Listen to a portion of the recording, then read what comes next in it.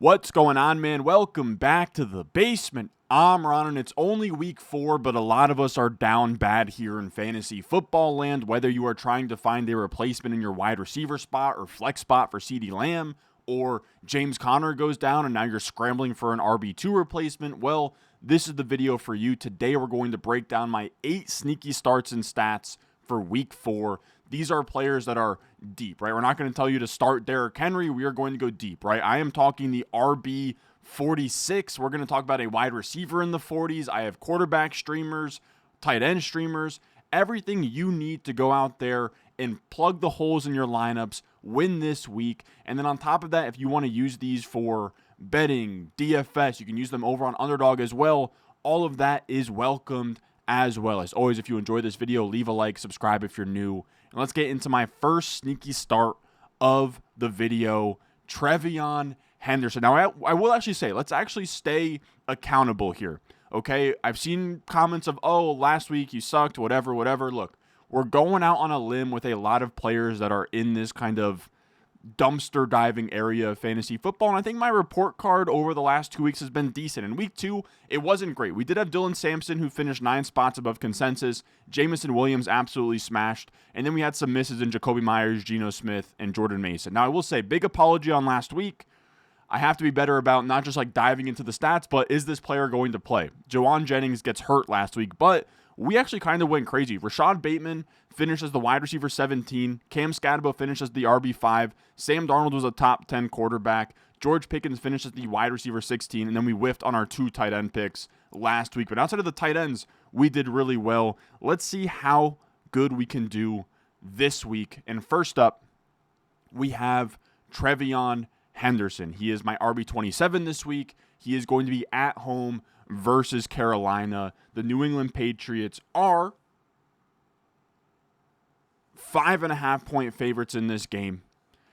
I will say how this video works. I know that we keep explaining like how things are going to go here, but I give you my sneaky start, and then I have a stat for each sneaky start here to read off to you. Now, I am 3 spots higher than consensus. That is just the Fantasy Pros consensus rankings on their website. And this isn't even so much that I have Trevion Henderson so much higher than consensus.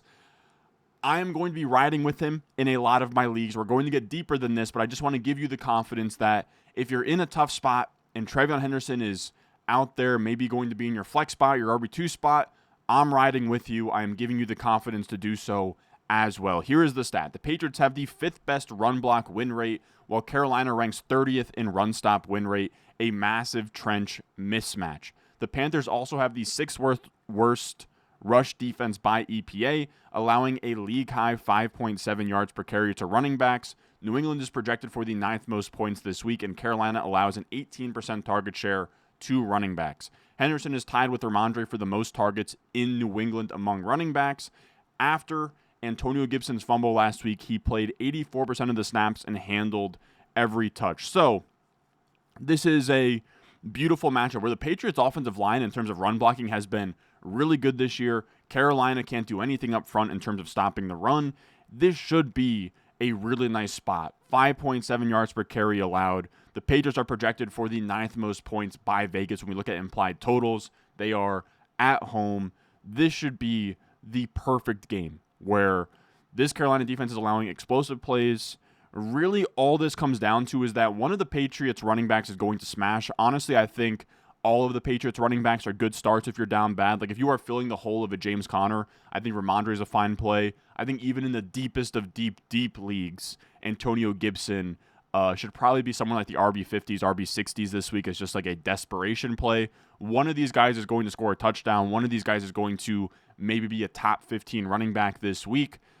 I like going out there betting on Henderson. We called our shot with Cam Scatabo last week. I like Henderson this week. Now, after that, we have Jaylen Waddle. Now, I do want to remind you guys that these guys, you can go into the pick'em lobby over on Underdog. You can take their hires on either to score a touchdown or yards or receptions and string them all together. That can be found over on Underdog. When you use promo code RON and you play $5, they will give you $50 in bonus funds on the site. You can find the link to that in the description and the comment section down below, along with the entire weekly rankings, right? If you have Jaylen Waddle, wide receiver 31, well, how do you like him versus somebody like a Ricky Pearsall. That can be found over on the Patreon, patreon.com/Ron Stewart. My full weekly rankings are there. My rest of the season rankings are there. Waiver wire article, all of that good stuff. You can find that in the description and the comment section down below. Now, with Jaylen Waddle, he is going to be at home versus the Jets here. I don't know why I'm struggling. Oh, yeah, it's a primetime game. It's going to be a 7:15 p.m. primetime game. The Dolphins are 2.5-point favorites at home. This is going to be an interesting one. Now, the stat here with Jaylen Waddle, he is my wide receiver 31, only 3 spots higher than consensus, but it's tough. I don't want to artificially move these guys up for this video. I am 3 spots higher than consensus. That's a little bit, and I do like Waddle this week quite a bit as well. He has averaged 16.2 fantasy points per game versus the Jets over his entire career. That is 2.5 above his career average of 13.7, and he's gone 20-plus PPR points in 2 of his last 3 against the Jets. Now, this Jets defense is awful. They are allowing the 11th most wide receiver points and a bottom 6 explosive pass rate, 10.4% to the opponent. And Waddle this is going back to 2022 now here. Just stay with me. When he was at the peak of his powers, Jaylen Waddle in 2022, he was adding 5.8 points per game on passes traveling 15 or more yards, and he currently ranks 6th in passer rating when targeted 20-plus yards downfield, making him due for a big play. I believe as well that the Jets are allowing the most plays of 20-plus yards in the NFL this year. That is from Rich Rebar, which goes without saying for all of these videos. I use an array of different resources here. I use Sam Hoppin's Hoppin to Conclusion Substack is great. Evan Silva's matchup column over on Establish the Run. Establish the Run's Snap and Pace report, anything PFF in terms of stats, fantasy points in terms of stats. That's really all I can think of. Jacob Gibbs' Twitter is great. Ryan Heath's Twitter is great. Also, Rich Rebar over on Sharp Football Analysis, his matchup columns as well is very good. And I think that Waddle's in a good spot. I also did make sure to check about injuries this time because we got screwed out of Jawan Jennings last week. Jaylen Waddle was questionable this week, but he did get a full practice in on Friday. So I think he's a really nice kind of boom-bust wide receiver 3 flex option this week. And staying in that same game, now we're going to start dumpster diving, fellas, all right? This is where we all put on our hazmat suits, we put on the mask, we put on the rubber gloves, and now we're diving, all right? Because we got Ollie Gordon, my RB40 this week, at home versus the Jets in this same game. That is plus 5 spots higher than consensus. And here's the stat here. Miami has ramped up their red zone rushing after just 1 inside the 10 carry in weeks 1 to 2. They logged 3 in week 3, all to Ollie Gordon. He owns 100% of the Dolphins inside the 5 attempts. Miami is projected for the 12th most points by Vegas this week. Gordon also saw 9 touches last week after only 5 total in weeks 1 through 2, suggesting a growing role in that 8 to 12 touch range. So they should actually kind of lean on him against this Jets defense, which again is just absolutely awful. They should lean on him. If they get in close, right, they're going to score a lot of points. The Vegas has him projected for the 12th most, which seems like a lot for this Miami offense. So if they are going to be in this range of an offense that should be scoring points versus the Jets, Ollie Gordon is a great bet to fall in the end zone, to have 8 to 10, 8 to 12 touches. And I could see him having like 50 total yards and a touchdown and giving you like 13 points in your RB2 spot. And you should feel really, really good about that. Now, our 4th sneaky start for this video, we're going to switch over to a wide receiver. We have Josh Downs. He is my wide receiver 46 this week. He's going to be on the road versus the Rams, 4:05 p.m. kickoff. The Rams are 3.5-point favorites in this game. One of the higher over-unders of the slate at 49.5. I think that is the highest over-under of the slate. So it's a really good environment that we want to be attacking. We actually have somebody on the other side of this game later on, but I am 5 spots higher than consensus, and here is why. The Rams are giving up a 41.9% target share to slot wide receivers, one of only 3 defenses to give up over a 40% target share to slot receivers. We just saw Devontae Smith put up 7 catches, 49 yards, and a touchdown strictly from slot usage last week. And then Josh Downs leads Indianapolis in slot snaps as a plus 3.5 point underdog, Game script should help too. Downs averaged 15.3 points per game in games as an underdog last year compared to 9.2 when the Colts were favored. Alec Pierce's injury just promotes Adonai Mitchell to starting wide receiver, but Downs benefits from the game script and Rams secondary. So Josh Downs' biggest issue this year has just been running routes. The issue is that in week 1 and 3, the games weren't competitive enough to run 3 wide receiver sets. We saw in week 2 when it was a closer game versus the Broncos, he put up his best game of the year at 10 plus PPR points. I think this week in this game script, even with Alec Pierce out, that is the tough part. I wouldn't latch too much onto that because Adonai Mitchell is just going to replace those outside routes, but I think that it's going to open it up so we at least see a little bit more Josh Downs, a little more 3 wide receiver sets, and that should get him enough routes to be startable in fantasy, especially in this matchup versus a Rams defense that's pretty good, but in terms of the secondary, it's not amazing. Like, they got Emmanuel Forbes out there, so I do think that Josh Downs is in a spot where he could get you a really nice, like, can he do like 7 for 60 and a touchdown? Seems very in Josh Downs' range this weekend. Then we have our 5th sneaky start. Again, this one is if you are down bad, fellas. If you just got nothing at running back, you got air at running back, I don't hate Justice Hill in full PPR. He's my RB43 this week on the road versus the Chiefs. That is 5 spots higher than consensus. This is going to be a great game. The Ravens are 2.5 point favorites in this game. 48.5 over under is tied for the second highest of the slate. And here's why I like Justice Hill. Justice Hill thrived versus the blitz last year. His 39.6 PPR points ranked 3rd among running backs behind only Gibbs and Kamara. So this is PPR points strictly against the blitz. So pretty much a running back being an outlet versus the blitz, and what can he do there? Being in any receiving stat for a running back behind only Gibbs and Kamara is really strong. The Chiefs blitz at the 7th highest rate and are allowing a 17.9% target share to running backs, plus a league worst 4.8 yards per route run to those running backs.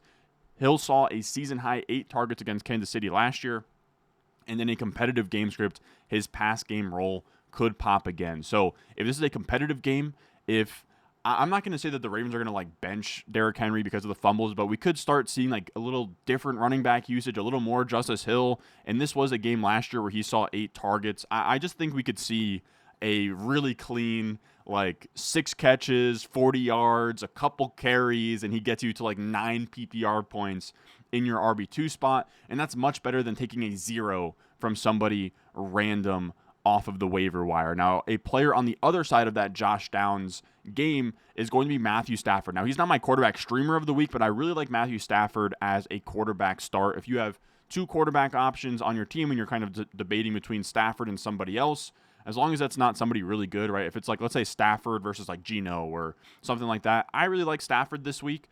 He's my QB 13 at home versus the Colts. 4 spots higher than the consensus.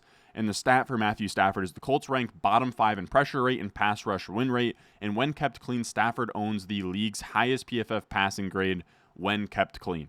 Indy also forces opponents to pass 3.4% over expected, the 4th highest in the NFL. With the Rams projected for the 4th most points this week by Vegas, Stafford is a very strong start. The Rams should score a ton of points. This should be a pass-happy game environment. And his 91.6 PFF grade when kept clean is the best in the league, and he should have no issues staying in a clean pocket this weekend, and I believe Devontae Adams is going to play as well. Now, moving on from that, we have our streamers of the week here to wrap this up. We have our tight end streamer of the week, Jonnu Smith. Now, I will say up top, he is questionable, and my backup plan is Dalton Schultz. All right, I want that on record. My backup plan is Dalton Schultz if Jonnu can't go, but if Jonnu plays, even if he's like questionable and iffy, I think it's one of those things where if he plays, he's going to get used a ton.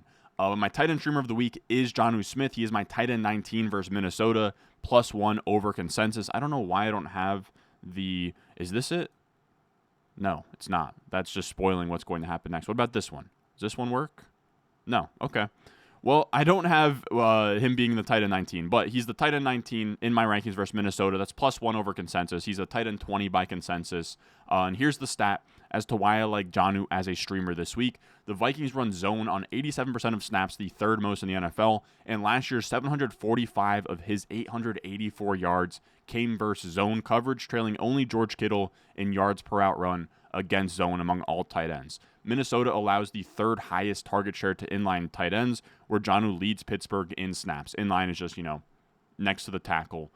Flores' defense gives up the 12th highest design target rate, and 46% of Jonnu's looks are on design touches. So this is handoffs, screens, weird layups, all of that kind of stuff.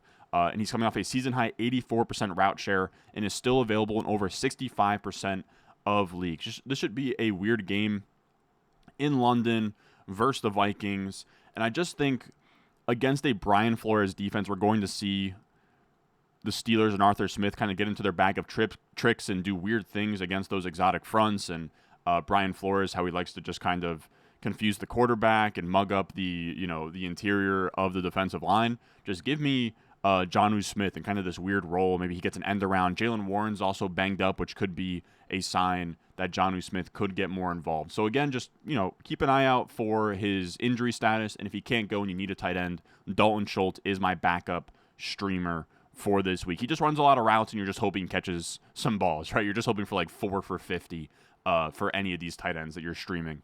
Now, our quarterback streamer of the week is Carson Wentz.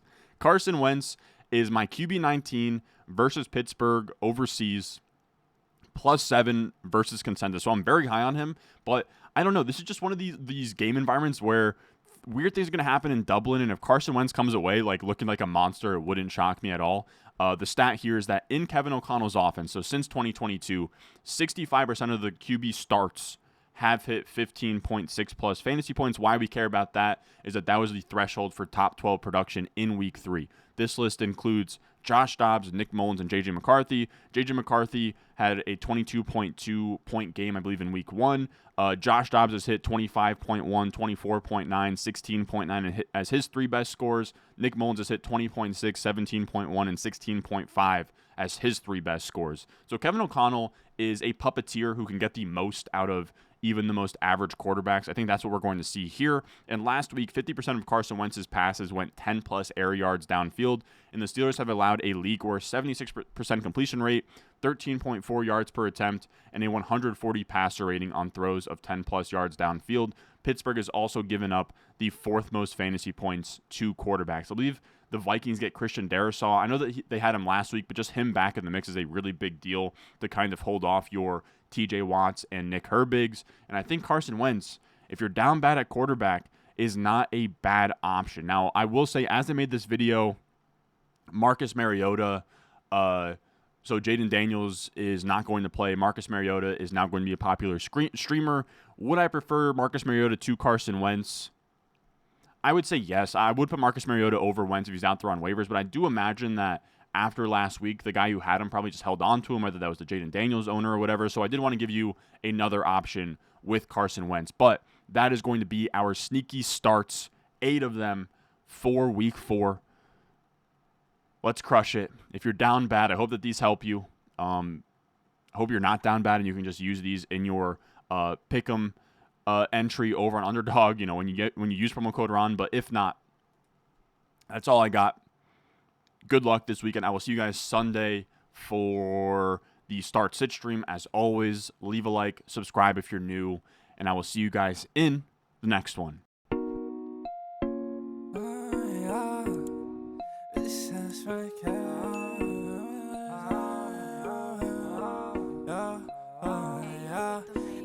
Stones, like this froze, ice cold, ice around my body like I'm frozen.